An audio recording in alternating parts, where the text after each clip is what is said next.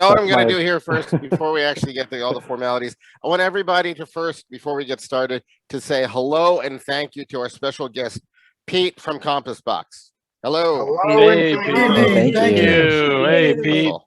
Now that we've done wow. that, I'd like Eric to mute everybody except for Eric, Pete, and me. Eric, if you can go ahead and do that, please. All right, we good? We're good to go. Okay, excellent. Wonderful. Pete, thank you so much for being here. Can you do me a favor, pronounce your last name for me? I want to make sure I get it right. Yeah, it's Friello. Friello. Pete Friello from Compass Box. I understand that you have quite a few different roles now within Compass Box. Can you just give us a brief little introduction of yourself and your role, and then we'll get right into it because we do have 5 samples tonight. Sure. My name is Pete Friello with the Compass Box Whiskey Company. I am going on my 6th year with Compass Box as the Southeast and Midwest U.S. region manager. I also cover the Caribbean, Central America, and South America, as well as some trade marketing roles as well in the U.S. Got it. Wonderful. And I just want everybody to know that the way Pete and I met actually was at the event Barrel and Bottle Night that was hosted by Dave Sweet and Michael Bloom back in the fall. And then Pete and I essentially met and were chatting while we were hanging out at the Delilah's bar. So not a bad place to do some networking for the world of whiskeys. I also want to point out to everybody here that since we do have 5 samples, please pace yourselves. Okay, that's an important thing to do. Also, we're going to be running through these in a way that ends up, of course, with the smoky ones. So, we start off sweet, we're going to end off smoky. We might also go a little bit longer tonight because we do have 5 samples, and Compass Box. Yeah, Compass Box really is such a special place. It's such a special organization that there is a lot to talk about with respect to these whiskeys. So what I want us to do is we're going to get right into the first one here, which I think we're starting off with Artist Blend. Correct, Pete? That's correct. Yeah. Okay. Yeah. Wonderful. So I want everybody to realize here that what Compass Box does is that they blend. Okay. They are a company that blends from great distilleries. Can you tell us what we are about to drink and what's in it and the process? Sure. Yeah, this is the Compass Box Artist Blend. It's a blended Scotch whiskey. This is kind of a new name. This was named Great King Street Artist Blend, which many of you may be familiar with. Yeah, I remember that one. We just made the decision about mid last year. Well, we made the decision before that, but it turned out we were rolling out a new package during COVID. But we just made the decision to drop the Great King Street and go with Compass Box for a little more continuity. We figured out that there was some confusion with some of our consumers not knowing that Great King Street was affiliated with Compass Box. So yeah, this is a blended Scotch whiskey, which is one of the 3 types of blends that comes from Scotland. We'll talk about at least one other, but I'll go into a little bit more about blends as we get through. So this category whiskey is it's the same as what you'd find on a retail shelf with Johnnie Walker, Dewar's, Chivas, J&B, Cutty Sark, etc. But the way that we do it is a little bit different. So all those brands that I had mentioned, which I kind of just call like the bigger commercial brands because they're all under the umbrella of large corporations. We make ours a little bit different, and kind of the idea and the concept behind Artist Blend is to represent a city in Scotland. So Artist Blend also has a big brother named Glasgow Blend, which I can show you real quick. It's not something that we're tasting tonight, but they sit together on the shelf, Glasgow Blend and Artist Blend. So Artist Blend is kind of like the little brother. This is comprised of 5 different whiskeys. So the majority of this is malt whiskey. So when you talk about blended Scotch whiskeys and you compare them to the big names on the market, the best-selling ones in the world, typically you're looking at less of a composition of malt whiskey and more grain whiskey. With this, we make this in a style from long ago, from before anybody that's on this call has ever really seen. About the mid 1800s to the early 1900s is when blended Scotch whiskey really started becoming very fashionable in Scotland. And this is that style. So John Glaser set out to make blended Scotch whiskey in that style, meaning much higher composition of malt whiskey to grain Scotch whiskey. There's some really heavy oak in this, and it's a higher, with that higher composition of malt, gives a lot more flavor and a lot more meatiness to the whiskey, which makes it great for cocktails. Got it. You know, I do have a question for you about this. So, and we're going to be talking about your process and how John puts things together. One very specific thing that I'm curious about, once you get all of the malts together, okay, are you actually aging them for longer in any particular type of cask? Like what happens once you put the malts together? So this specific whiskey it's probably the most complicated whiskey that we make. So the answer to your question is yes, and I'll tell you exactly how we age them further in just a moment. If you look on your tasting mat, and I'm going to read the different distilleries that this is comprised of, but 45% of this is Cameron Bridge, which is a grain Scotch distillery. This is a Diageo-owned distillery, and then the remaining 55% is all malt. So there's 27% of this from Linkwood Distillery, 10% from Belmenic Distillery, 10% from Kleinleach, and then the remaining 8% is something that it says Highland Malt Blend. And what that is our proprietary Highland malt blend. It's a blended malt proprietary blend that we use of different types of Highland malts. I can tell, once we get to Spice Tree, I'll tell you exactly the what that is and what we use. So because I noticed now, I did notice on the fact sheets, that the Highland blend does show up on a few of your different expressions. Yeah, we use that in many different expressions, including our limited editions as well. So, and oftentimes it's just a little bit. It could be as little as 0.5%, which you may not think that makes a big difference, but it really does for some of our blends. So, so now to the question of do we age these further once we blend them? And the answer is yes. So if you can picture those 5 distilleries all coming into our blending and bottling facility in casks, we blend them into vats in accordance to the recipe that comes from our blending room in London.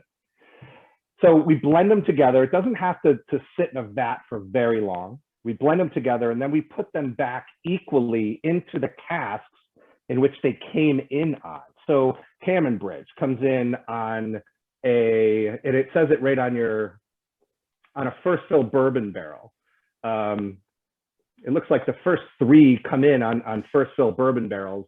The 8% that comes from the Highland Malt Blend is a custom French oak cask, and 5% of this is a Palo Cortado sherry butt.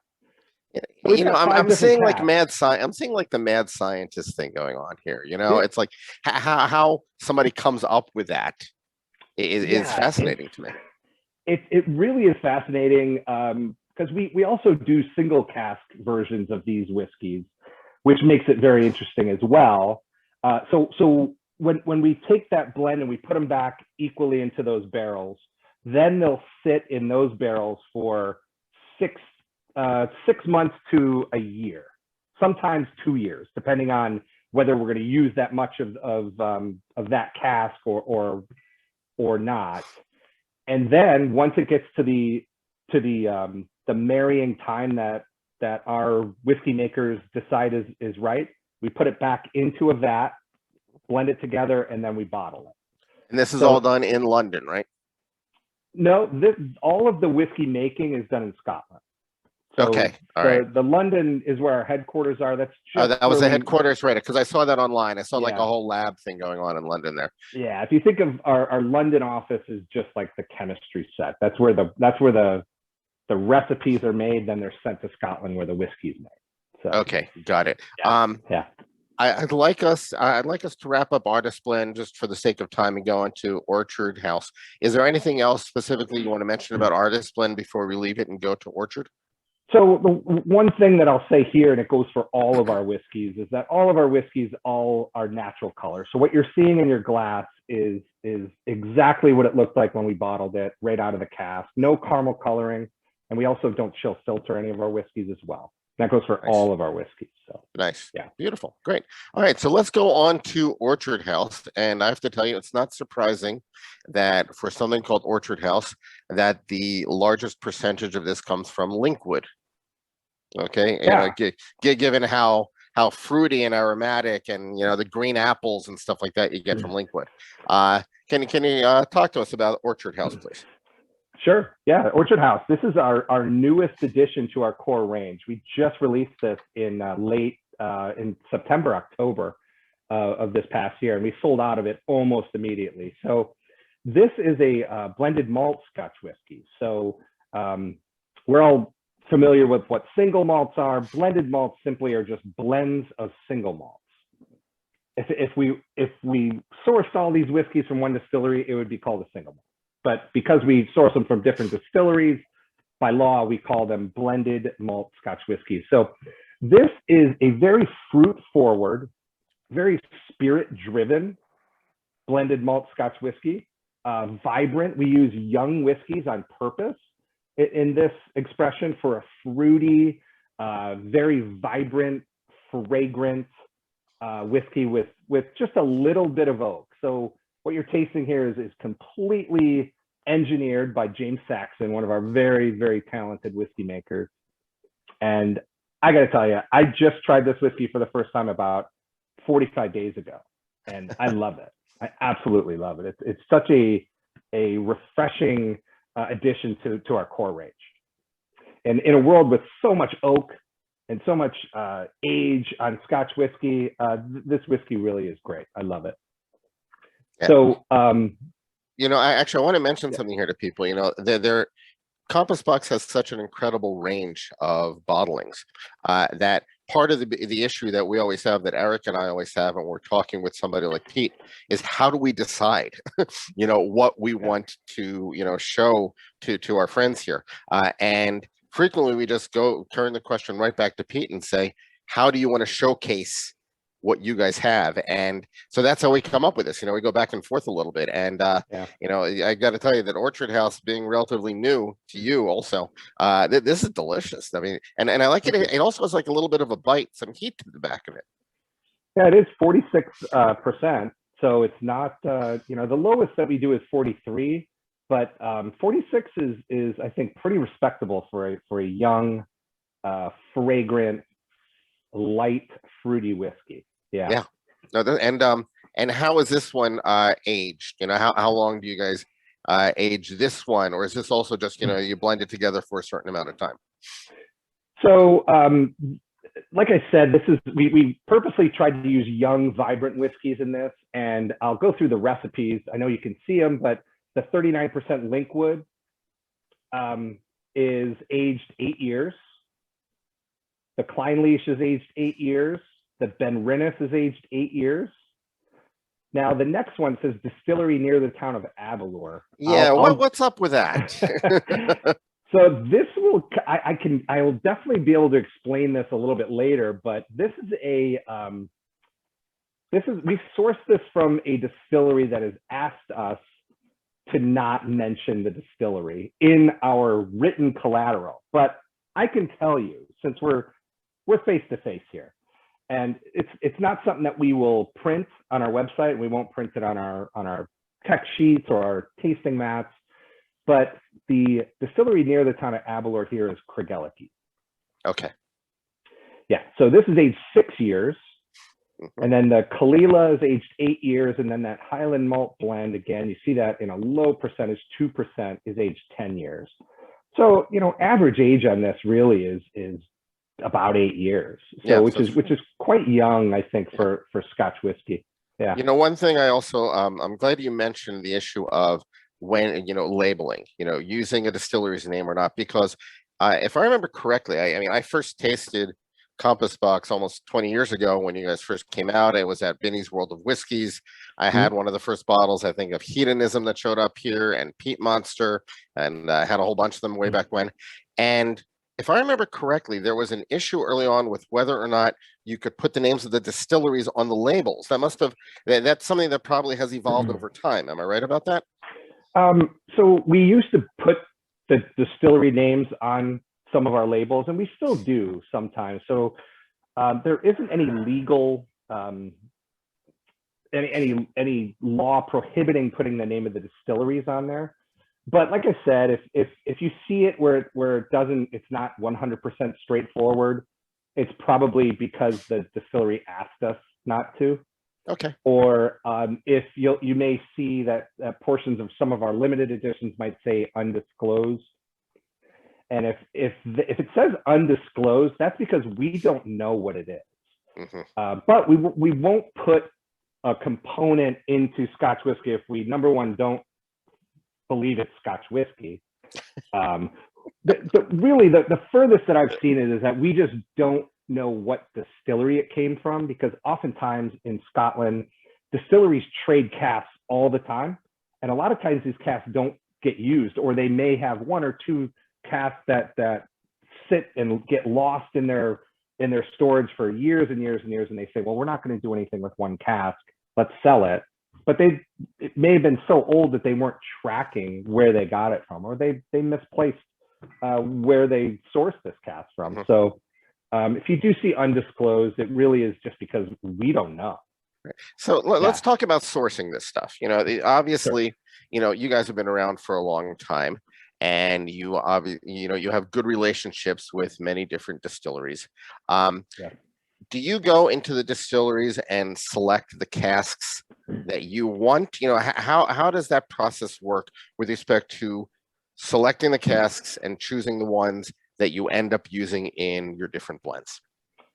Yeah, so it's actually a really easy process. And being that, now Compass Boxes, we're in a position where many distilleries want us to buy their whiskey and use their whiskey in some of our blends. They simply send us samples to our London blending house or blending room. And when you've seen pictures of the blending room, and it looks like a lab, and there's literally thousands of little samples, cast samples from all over Scotland. So they're shipped there, and they're tasted. The notes are taken out, they're categorized, and then they sit. But between there's 3 people that taste the whiskeys almost on a daily basis, and when they source the whiskeys, I think they know what they're looking for, so they have an idea of what projects they want these whiskeys to be a part of, and typically they will find them in the lot that they get from these distilleries. But once they choose the ones they want, then they'll just say, they'll call the distillery and say, we'll take these casks, and we purchase them. But typically, when almost always when we purchase casks from different distilleries, we leave them there. We don't touch them. We let them sit until we're ready to use them. Until you use them. Got it. Because you want them, right? Because you want them to do their magic, and then you will take it, and then we don't want to disturb them, because that's why they're so good. They sit in that place. So, got it. Yeah. Is there anything else you want to say about Orchard House before we move on to Spice Tree? Just that it's brand new, and like I said earlier, we sold out of it almost immediately. I think we sold 7 or 1,400 cases in about 30 days. We've got a ton of it coming back in. So if you don't see it on the shelf at Binny's or some of the other independents, it's coming soon. So, okay. So let's talk about Spice Tree. Now, Spice Tree has been around for a while. Okay. And one question I have about Spice, actually, I have 2 main questions about Spice Tree before you talk about it. But one question is, how similar are the versions of Spice Tree? It's like, and saying like Hedonism, Peat Monster, you have all these things that are great. And I want to know, are you looking to do the same thing each year? Or how does that evolve? And the second question has to do with the fact that 82% of this is your Highland blend. And that's fascinating to me. So let's talk about the consistency from year to year and then talk specifically about Spice Tree. Yeah, so consistency is definitely important. Absolutely. What I would say is probably most important is style, the style of the whiskey. So we're not necessarily trying to always use the same distilleries in these recipes and let those those distilleries become a part of the brand of Spice Tree. It really is just a style that we're trying to evolve and keep it somewhat consistent, but we're okay with it changing and evolving. Definitely. But, a lot of what dictates this is, like I said, if we find a whiskey that we think is perfect for Spice Tree, let's say, we'll buy as much of it as we can. But as we all know, whiskey is not a never-ending supply. So it does happen where we run out of things and we can't find something that fits the bill. And if y'all remember one of our expressions called a Sila, that was, we actually discontinued it about 3 years ago.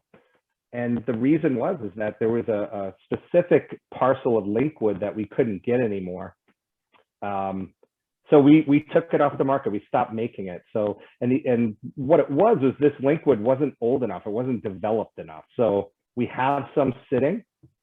So you may see a Sila come back at some point. But I think to answer your question, consistency is important. Style is most important. We're okay with the whiskey evolving. Yeah. Actually, and we just got a great question on here. I assume that you keep samples of everything that you've ever made. Some sort of like whiskey library back there, right?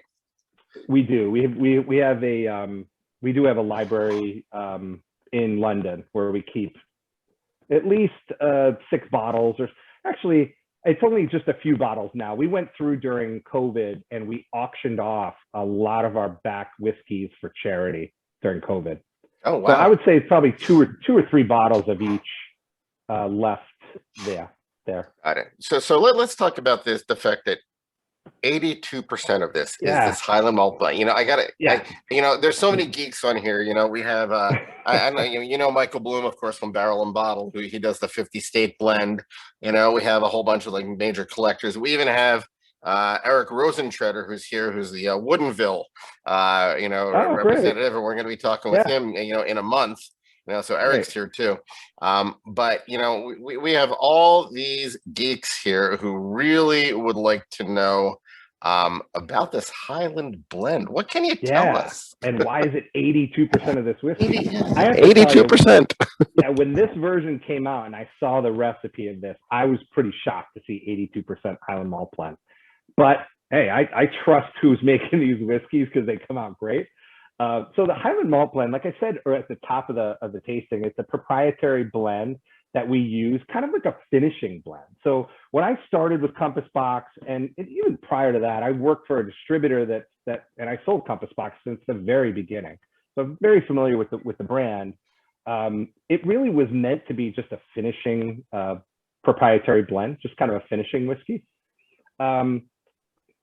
But it really had, the Highland blend really has evolved into what Spice Tree is today. In fact, when people ask me, if I'm not doing a tasting like this, if I'm at a trade show or something, somebody says, "What's the Highland blend?" I say, it's basically Spice Tree.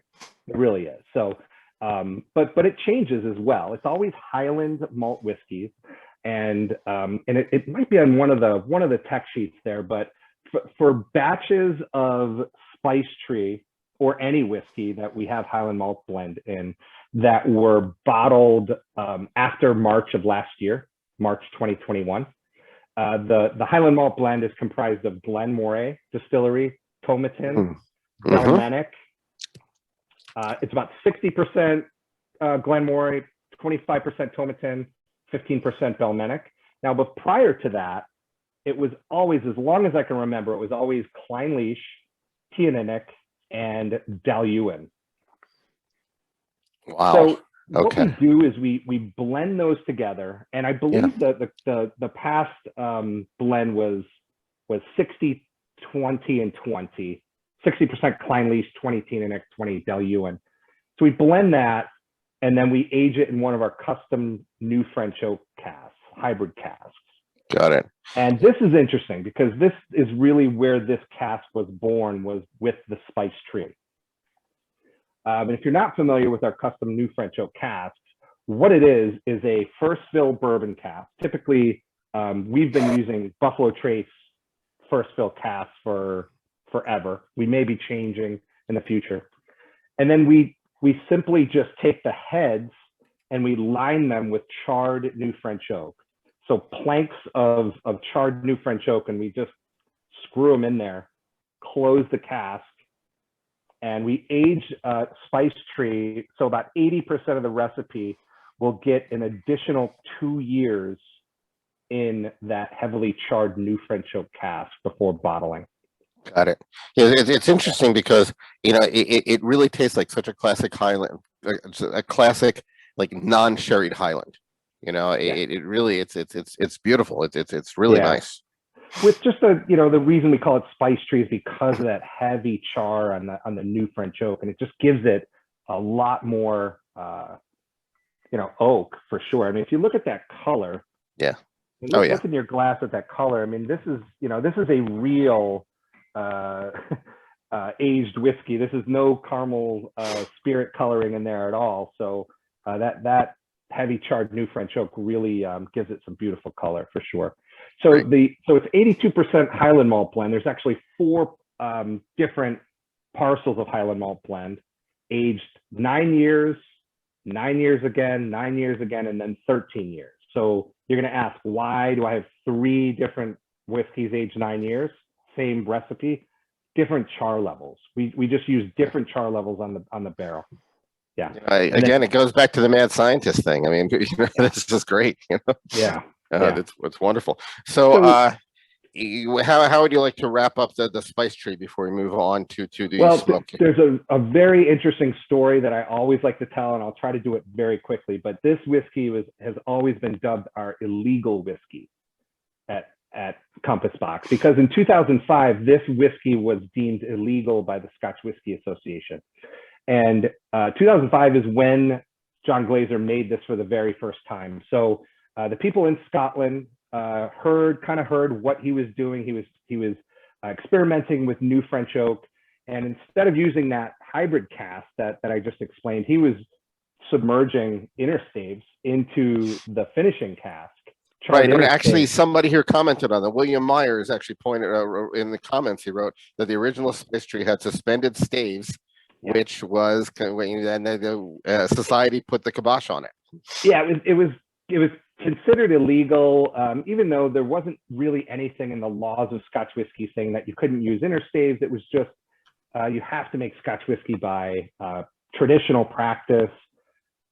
We would have loved to be able to fight that legally, but we just couldn't. And at that time, John Glaser was a one-man company, so he was on his own. So years later, now we love to call it our illegal whiskey, and it kind of lets us talk a little bit about that hybrid new French oak cask that we use. So before we move on to the smoke, I just want to ask you one question about educating the marketplace, because there are all these people out there who are single malt snobs, and you always run into them to say, oh, I like single malts, and then you ask them to say, well, what single malts, and then they start like fumbling because they don't know the answer to that question. They just say they like single malts. In terms of where you are in the marketplace, how much work do you still have to do, even though you've been around for a long time? How much work do you guys still have to do to educate the marketplace that a blend can be just as good as a single malt? One thing I can say about that is over the course of the last 6 years, it has gotten so much better. But when I first came on and I was really just talking Scotch whiskey every day, I would get a lot of that. A lot of, well, I only drink single malt. Sorry. And I was like, wait, come over here. Let me talk to you a little bit. We absolutely have to educate people. But the first thing that I have to give credit to is to John Glaser for starting this company, first of all, because if you look at just the beginning of educating people on blends, John Glaser took a huge risk by starting an incredible company that shows the difference between blends and single malts, and done in a really, really good way. So I couldn't be more thankful to be working for a great company like that. But absolutely, we do have to educate people, and it's pretty easy, really. We just let them taste the whiskey, and we explain a few different things. A lot of times, these specific people are very shocked to hear that their favorite single malts are blends. Right. They're very shocked to hear that. But once you explain it to them and you say, look, blending, everybody blends, Right. Unless you're doing single cask, and that's a different issue completely. Which right. You don't see that very often right. in Scotch whiskey, and really good ones. I have to commend those single cask whiskeys. They're really great. But 99.9% of everything is blends. It's just about where you source the whiskey from. So, do you ever do any? Do you ever do any contract work? Like, do any groups? I mean, I know that you've done like special bottlings for Delilah's and stuff like that. Do you ever have, groups work with you to do their own bottling? No, we haven't done anything quite like that yet. We have done bespoke bottlings, as you mentioned, with Delilah's and many other bars we've done them for in large amounts. Large amounts. But I think the biggest thing that kind of holds us back from doing a lot of cool things like that is that we're really a small company. I know we look small, compared to many other companies, but I think most people don't understand how small we are. So our whole entire company is comprised of 17 employees, and that's from John Glaser down to myself. 17 employees. That's it. So pretty impressive. It's small. So when sometimes we're asked to do things that we would love to do, we just don't have. You don't have the ability to do it. We're just not big enough yet, but we are growing, and we hope to continue to grow over the next 5 years, 5-10 years. So got it. I think Ariel Eisenberg wants a job, but that's a different issue completely. So let's move on to one of your longest term bottlings. Okay, it's been around for a very, very long time. Peat Monster. Okay. Yeah. I mean, obviously the name is memorable. This is 64% Kalila, 35% Lafroig, and I love that you still have 1% of that Highland malt blend. 1%. That's beautiful. All right, tell us about Peat Monster. So I think everybody is familiar with Peat Monster. What's interesting about Peat Monster is it is one of our longest running blended malt Scotch whiskeys. This whiskey was created in 2003 by John Glaser. It was actually created because the owner of Park Avenue Liquors in New York City, Manhattan, wanted a peated whiskey, and he asked John Glaser, "Would you make me something really peaty?" And he said, "I'll buy the whole cow. I'll buy all of it." And he was like, "Yeah, wow, that's amazing. I'll do it." So that creation is what turned into Peat Monster. And now Peat Monster is our #1 selling whiskey for as long as I can remember. We sell more Peat Monster than anything else out of our portfolio year after year. And it really is one of the highlights and the gems of our malt collection for sure. And how similar is it from year to year? Back to that same question that we've had before. It's again, we try to stay with a style. Even though the name is Peat Monster, back in 2003, this style of whiskey may have been one of the peatiest whiskeys on the market, but that's not so anymore. There's just way more peated whiskeys out there. It's peated category is just much more popular. Many more people are drinking peated whiskeys. So the style really is peaty with elegant smoke and balance, really. that's really what we're going for, is a nice balance, not something that's gonna blow up your palate and you're not gonna want to come back for a second glass. So What's funny is that's that I actually just wrote in my comments here in the chat, I wrote well balanced. It's really like right before you said it. That's exactly what I wrote. what we're going for. Yeah. It's you know, John Glaser, the idea when he made this was he wants the drinker to come back for a second glass, which sometimes is hard to do with peated whiskeys. So, and you know, the recipe absolutely evolves over time. It's evolved quite a bit. You know, from the very beginning in 2003 up till 2019, it oftentimes had Ardmore, smoky Ardmore in there, and it really didn't have a ton. I mean, it was predominantly from Islay, but never like it is today. With you know, in 2019 we switched the recipe to be 99% from Islay, and that's the way we're going to keep it for at least for the future. So it's 64% Kalila.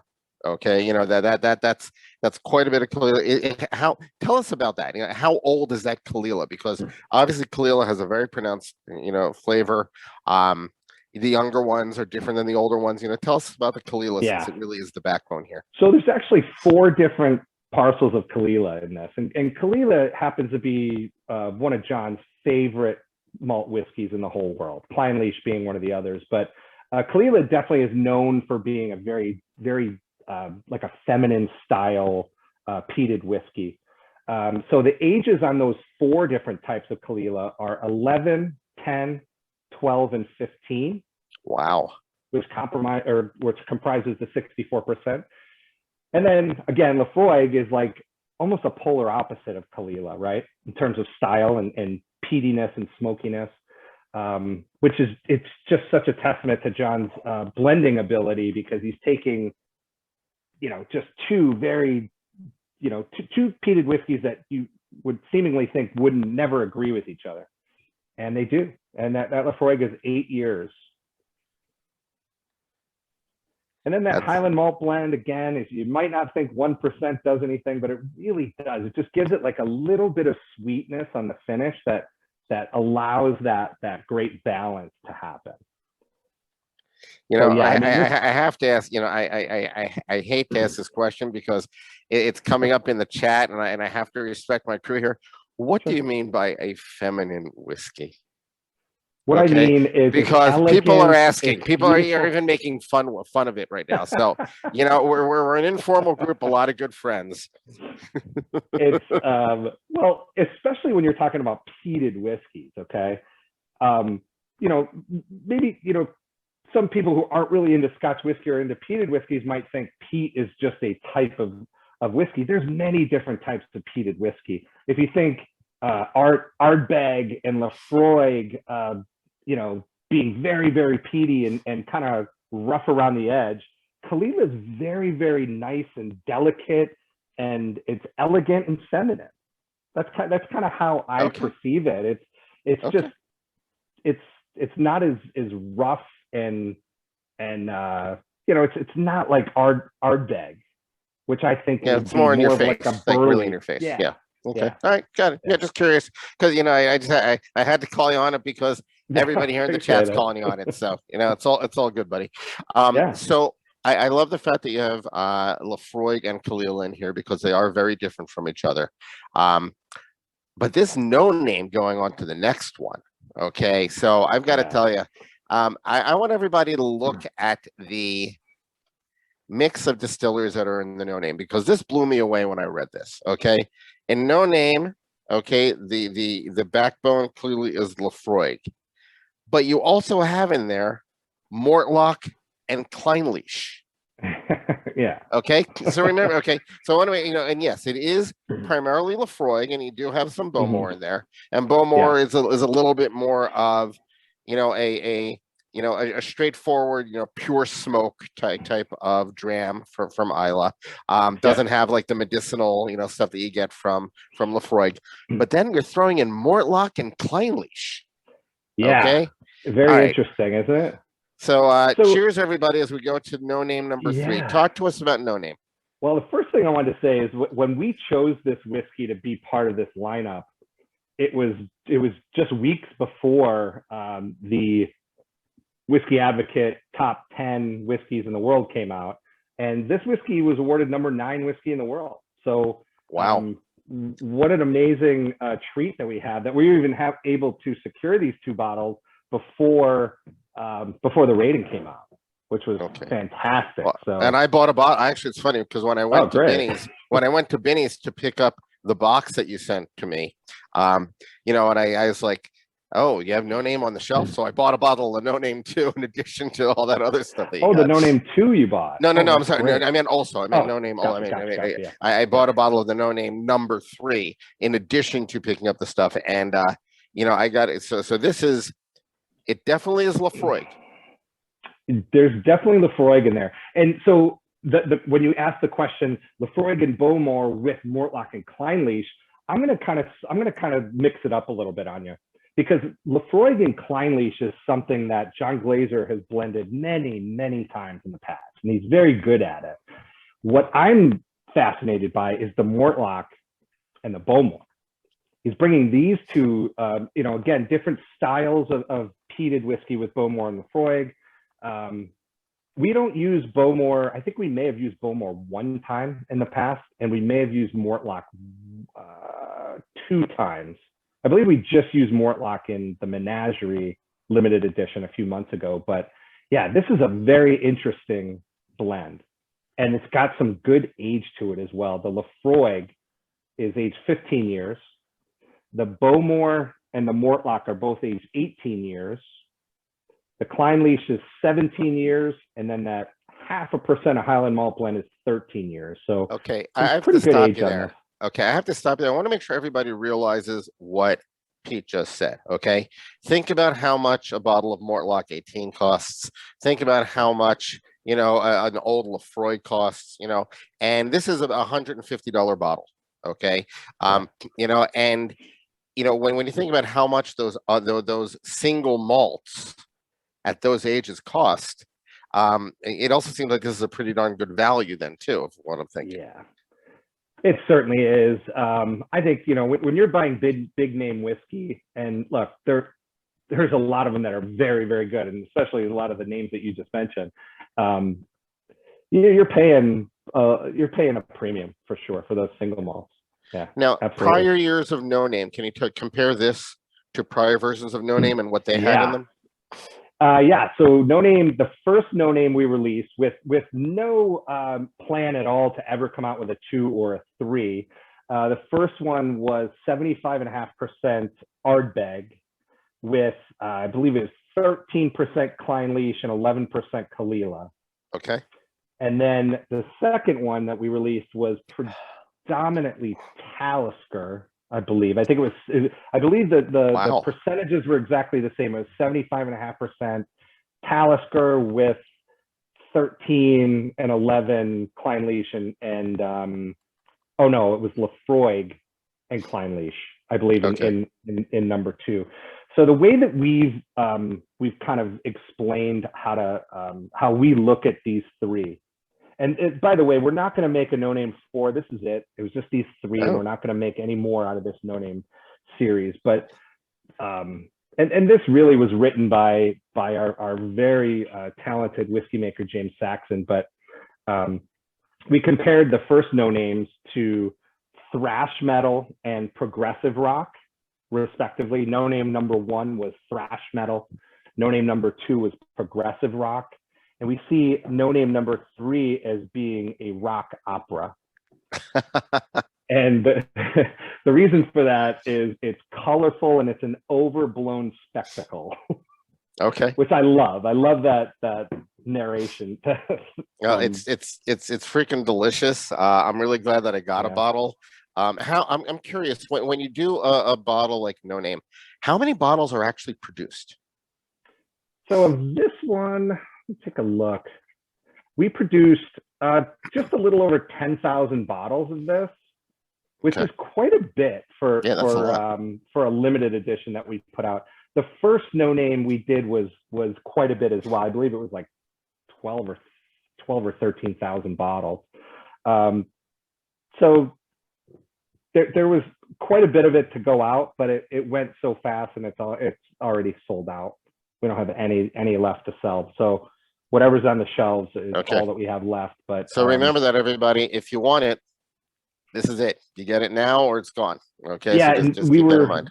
We were very fortunate to have put it out right before the World Whiskey Awards, the Whiskey Advocate Awards, because a few years back we released a whiskey that got number 7 on the top 10, but we released it in March, and the top 10 doesn't come out till December, so it was pretty much all gone at the time. So we're fortunate that there's still some on shelves. Yeah, well, it's really good, and I'm glad that I got a bottle. So out of respect for everybody's time here, we did go over a little bit longer than usual with respect to the formal part of the interview and the tasting. What I want to do right now is this, Eric, well, do you have any questions? And everybody else, I want to remind you that if you have any questions, Paul has already done so. He's already raised his hand, and we got Todd. So make sure you raise your hand so that we can then call on you. But Eric, do you have any specific questions for Pete? One was a question you had mentioned earlier when you were talking about purchasing casks. You say that you go through samples and then you are leaving the casks at the distilleries until you're ready to use them. Like, how long do they still remain at the distilleries? Because since they're still in the barrel, they're going to continue to age, they're going to continue to change, and you might not get the same flavors that you had when you tasted them. Absolutely. Yeah, so typically when we're purchasing casks for our core range, so for Peat Monster, Spice Tree, things like that, we know what we're going to need. We can kind of forecast what we're going to need. So we know that, we don't over purchase. But if we come across whiskeys that are just really, really special, we're going to buy them and just snag them. And we're okay with them aging a little bit longer. We typically have a few people in Scotland always that if we needed them to, they can go to the distillery, taste it, see how it's aging, or we can ask for them to ship us a little bottle of it so we can taste how it's coming along.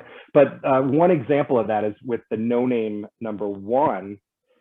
We tasted we were offered that Ardbeg parcel for that No Name number 1. And John Glazer said, you know what, I love this. This tastes amazing and I want it. I don't know what I'm going to do with it. So he held on to it for a couple of years and he said, you know what, we really should do something with that. Let's make a limited edition out of it. So, it just depends on the whiskey. I would say most of the whiskeys, we pretty much know when they're going to be used or called from the distilleries. Okay, cool. Perfect. And so our first question comes from the person whose cat's tail is in front of the Paul. camera. That's hilarious. Paul, that's awesome. You do me a favor and please unmute yourself. Thank you. I'll unmute myself, but I'll try and leave the cat muted. Nice. All right, so I guess I do have to ask my 2 questions. I know I was kind of in and out during the first part, so I won't ask anything that may have been answered already. But question number 1 is, when am I next experiencing phenomenology? And question number 2 is, what does phenomenology mean? And the second one doesn't need to be answered, I guess. Well, I mean, as soon as you can find a bottle is when you'll be able to experience it again. Unfortunately, it's as far as I know, that's not something that we'll ever revisit or make again. Especially if you look at the whiskeys that were in that, there were some really cool whiskeys that we never used before. But yeah, what an amazing whiskey. Phenomenology, I'm trying to remember, this was from 2017. This is like the study, somebody could probably Google this, but I believe it's like the study of, I'm going to tell you why we use phenomenology. I once asked the question of a philosophy major, and after 8 hours of discussion, we determined that phenomenology is what phenomenologists do. So it was a trick question. We don't have to go there. So I'll tell you why we called it phenomenology, though, and this might help to define it, is that we knew at the time that when we come out with limited editions, most fans were going to say, okay, how much Clynelish is in it? Or, So we said, you know what, we're going to turn it around and we're going to release the whiskey without telling you what's in it, because obviously our thing is to be transparent. But we said, I think we released it in November, and we said, we're not going to tell you what's in, we're not going to release the recipe until January. So we're going to give you the opportunity to taste it, and you tell us what you think is in it. Write us, send us an email. So it has something to do with that. And you know, I can't believe I don't remember this, but it has something to do with like making a decision on something without knowing anything about any prior information about the subject or whatever. It's something along those lines. Forgive me, but it actually had a meaning. Let's talk whiskey. All right, let's talk whiskey. Okay, Paul, do you have a whiskey question? I asked my phenomenology question. Okay. I just love that whiskey so much. Okay. Any other question, Paul? It's one of the most beautiful things I've drank. Thanks again for that whiskey. Wonderful. Sure. Paul, do you have any other questions, or are we good for now? I'm good. We're good. Okay. Todd Coe. Hey, Pete. First of all, thanks again for this amazing lineup. This is really cool. My pleasure. So one of the things that I find interesting as we go through this interview with a lot of different producers is what they choose to share with the public in terms of their process. And it ranges from, you know, the things that you put out there on your website, which is pretty comprehensive, to distilleries that say basically everything is proprietary. So I'm wondering if your decision to share all of this information about blends, about, you know, what it's aged in, on your website, free for everybody, is related to what you were talking about earlier about educating the public in terms of the merits of blends.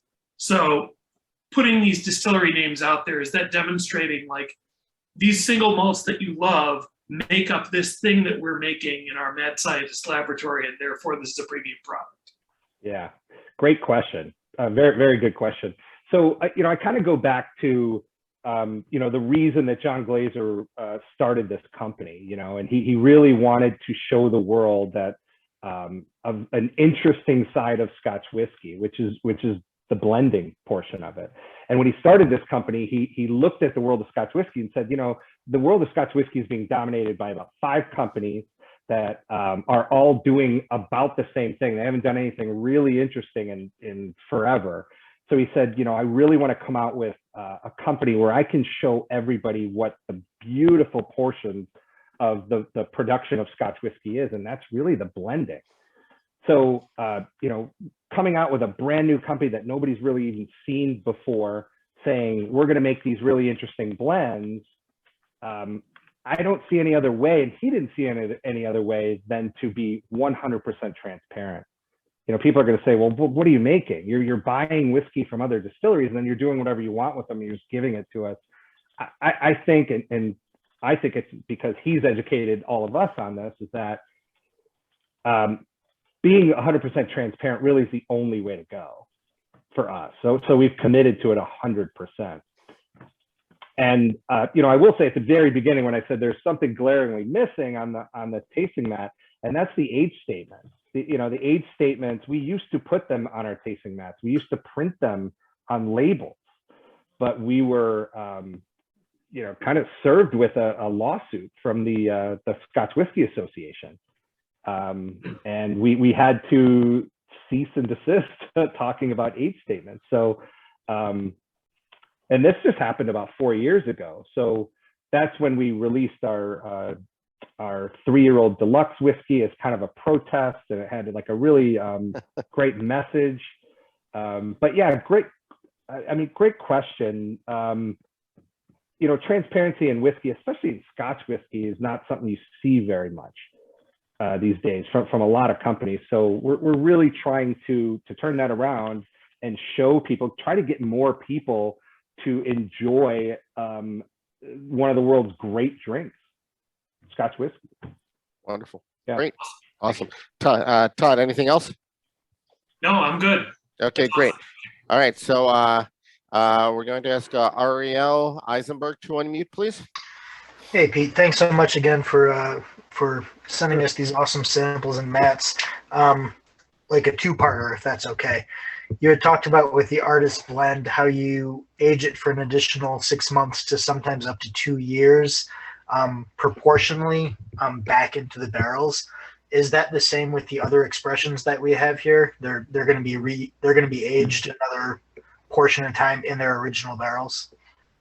Yes, with the exception of Spice Tree, which is aged in the custom New French Oak cask.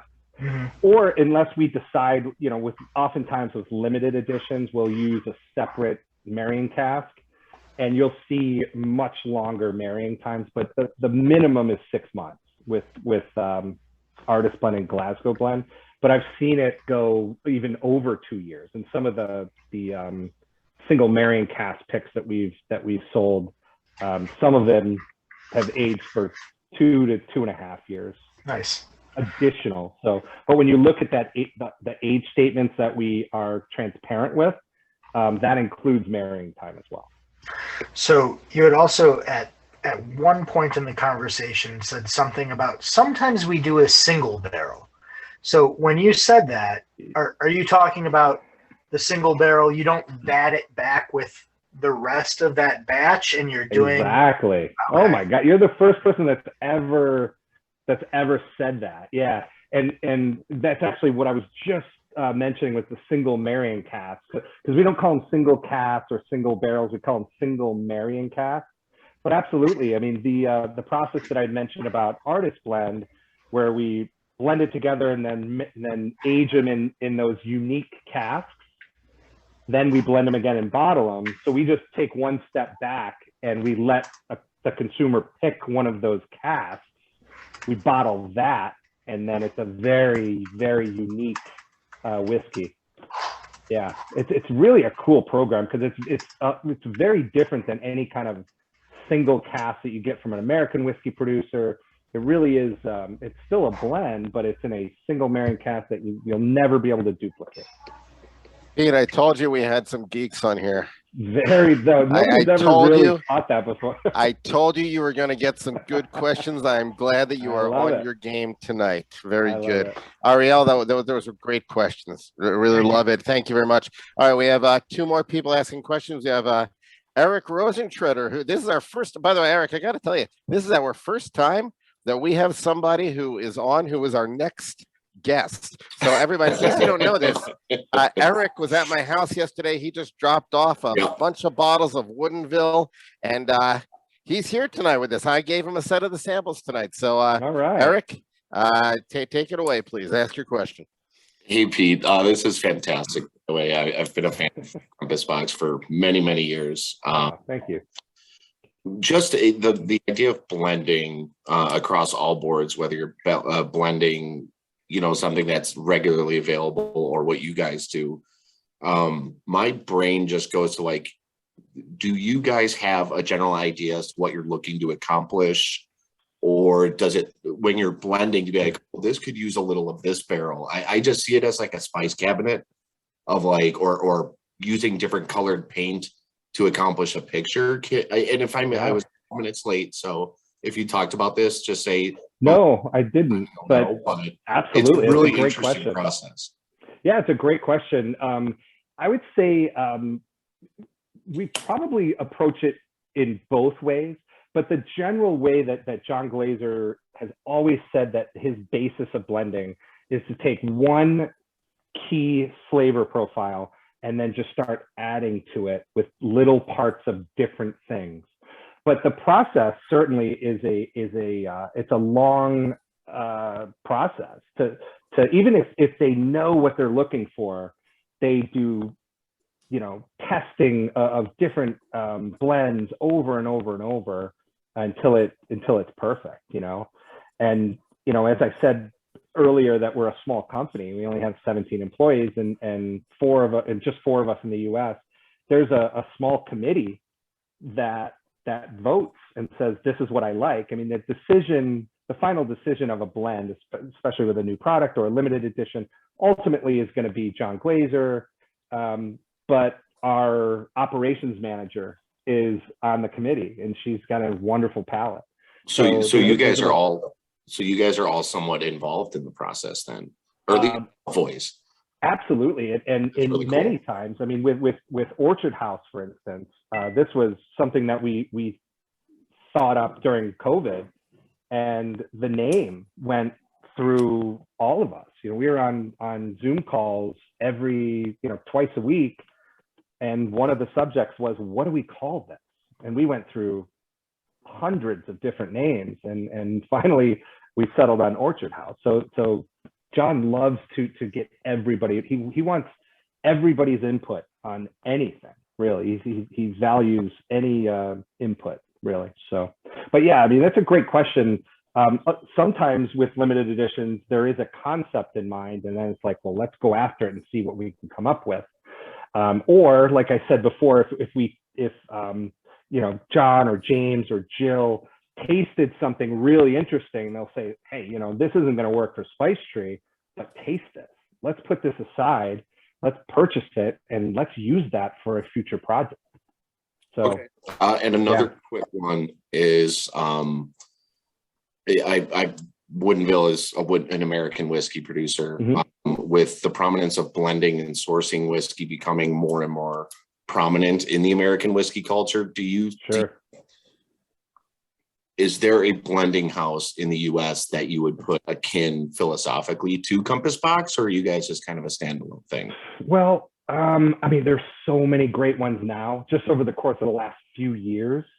But, you know, early in my tenure at Compass Box, one of them that oftentimes was paired with us as an American whiskey was High West.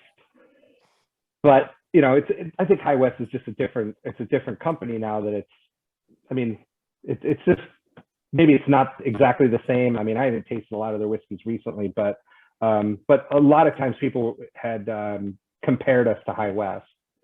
Okay. In the past, yeah. Yeah, I just to me it would be like Barrel Craft. I mean, just based on their transparency as well, they're really championing that. So you guys and are obviously just have been a huge favorite. I remember. Thank you. I was actually working at Delilah's when the 20th anniversary came out. I still have a couple bottles lying around. Oh, cool. Thank you for this great presentation. Yeah, my pleasure. Thank you. Thank you, Eric. Great. Let's go on to Michael Bloom, who could not figure out tonight how to raise his hand, so he had to send me a private message. Michael, you're usually better with the technology, buddy. Yeah, thank you for dipping me in that. I just want to make sure that Pete, just remember, you know, Michael's the guy behind the 50-state blend. So the whole concept of blending, okay, is something that he really knows. So take it away, Mr. Bloom. It's near and dear to my heart, and I will say that anybody who's doing anything, especially as a hobbyist and new to industry, is always learning. And that's actually the question that is left for me to ask, because Eric's question and several of the other folks, including what you covered automatically, Pete, were awesome. You answered a lot of my blending questions already. Do John or James ever give master classes about blending? Yeah. I mean, we've done a few. We did a number of Zoom like broadcasts from John, and James was there with them in the blending room. We did the last 2 Father's Days. We've done them. Now, in terms of like actually having like a blending school type of a thing, we had done that in the past in the UK. That's something that I've been wanting to bring to the US for as long as I've been with the company, but it's very complicated to get whiskey samples to the US that aren't labeled, especially if you're gonna, you know, use them for events like whiskey schools and things like that. It's something I'd love to do. It's just pretty complicated, and part of it is that, like I said, we're small and we don't have a lot of the same resources that some of the bigger companies do. So, but it's definitely something I would love to do, like something in a local, local aspect. And if John or James are visiting in the US, which, you know, not recently they haven't, but under normal circumstances, we'd love to get both of them and Jill Boyd over here to meet some customers and consumers and fans. So it's definitely something that we can maybe work out. Sounds great. Yeah. We'll keep in touch. Sure. Thanks, Gil. And thanks, Wonderful. Pete. Thank you, Mike. Okay, we're going to our last question. Mr. Myers, please unmute. Howdy. Hey, so I've got some questions about, Whoa. we're talking about compositions and stuff. What might be the compositions of the General, Morpheus, and some of the Kanto casks? You want to know the recipes? Well, like the composition malts. Like what's in the General? Because it tastes to me like Convamore and Balmenic. I mean, I'd have to look up the recipe, but I can certainly get you those recipes. I can email them to you if you'd like. Oh, sweet. Yeah, anything you want, email me. If you guys have, and especially if you have additional questions that we don't get to on this broadcast, just email them to me and I'll make sure every question is answered. But certainly if you have any of our old bottlings, like I see you have, what's the one to the left of the General there? That's so the original Spice Tree, and then I've got Morpheus, which was done for Milroy's. Oh, yeah. If you want to know what's that Spice Tree or the Flaming Heart there's like little serial numbers on the bottles. Just include that in the email. So I don't see a serial number. Like on the bottom? Those are probably etched in the bottom glass on the side of those bottles. Yeah, none. Now this is the original Spice Tree that came out with the staves. Oh, then that's all I need to know. Yeah, just email me that, and I can get you the recipe of that, because we'll know what the original is. But the General, I'd love to know the General, because.